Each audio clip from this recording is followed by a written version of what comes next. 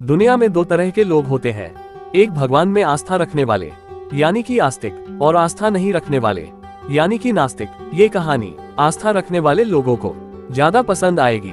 हो सकता है इस कहानी को पढ़ने के बाद उनकी आस्था और ज्यादा पक्की हो जाए। दोस्तों, अगर आप इस चैनल पर नए हैं तो वीडियो को लाइक और चैनल को सब्सक्राइब कर लीजिए ताकि आपको इसी तरह की कहानियां सुनने को मिलती रहे। एक आदमी जो जीवन भर राम नाम जपता रहा, अब वो बूढ़ा हो गया था। बूढ़ा ही नहीं हुआ था बल्कि इतना कमजोर हो चुका था कि अपनी जगह से बिना किसी सहारे के उठ भी नहीं पाता था। ऐसी स्थिति में भी उसने कभी राम नाम को अपने से अलग नहीं होने दिया। वो पूरा दिन मन में राम नाम लेता रहता। राम नाम की वजह से उसे अपनी तकलीफों को सहन करने की शक्ति मिलती। बूढ़े हो चुके इस आदमी को दो बेटे थे जो उसे नित्य कर्म करने में मदद करते। शुरू में वो बिना कहे ही खुद अपने बूढ़े बाप की सहायता कर दिया करते, फिर धीरे धीरे जब बाप खुद बुलाता तब आते। लेकिन जैसे जैसे वक्त बीतता गया तो वो 2-3 बार पुकारने के बाद भी मुश्किल से आते और कभी कभी रात को ना भी आते। अब हालत ऐसी हो चली थी कि अक्सर बूढ़ा बिस्तर गंदा कर दिया करता और जब तक उसके बेटों से सहायता ना मिलती ऐसे ही गंदे बिस्तर में पड़ा रहता। बुढ़ापा बढ़ता जा रहा था, उसकी नजरें कमजोर हो चुकी थी। इतनी बदहाली में भी उस आदमी ने राम नाम का साथ नहीं छोड़ा था। एक बार बूढ़े को नित्यक्रम करना था, उसने आवाज लगाई और अगले ही पल किसी ने उसका हाथ बड़ी कोमलता से पकड़ा और उसे नित्यक्रम करवाकर उसके बिस्तर पर लिटा दिया। यह अब रोजाना होने लगा।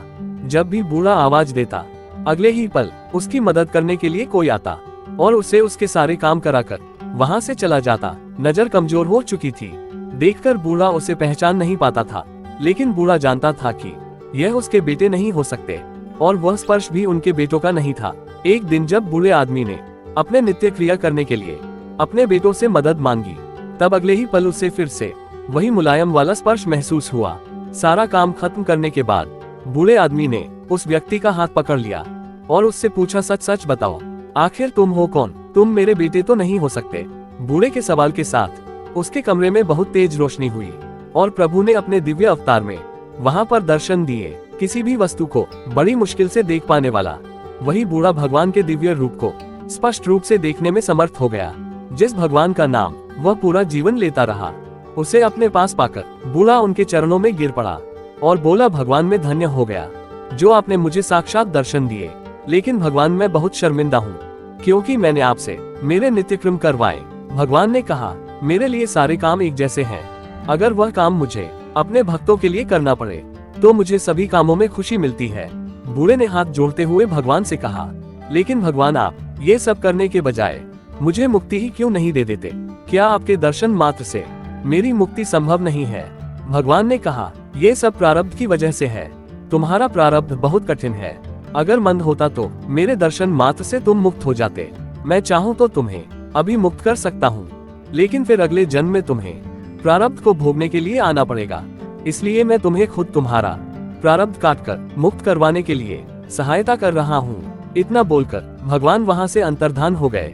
कुछ महीने और काफी तकलीफ भोगने के बाद आखिरकार उस बूढ़े आदमी को मुक्ति मिली। जय श्री राम भक्तों, इसी तरह की अच्छी अच्छी कहानी और कथाएं सुनने के लिए वीडियो को लाइक और चैनल को सब्सक्राइब कर दीजिए। इससे प्रोत्साहन मिलता है। धन्यवाद दोस्तों।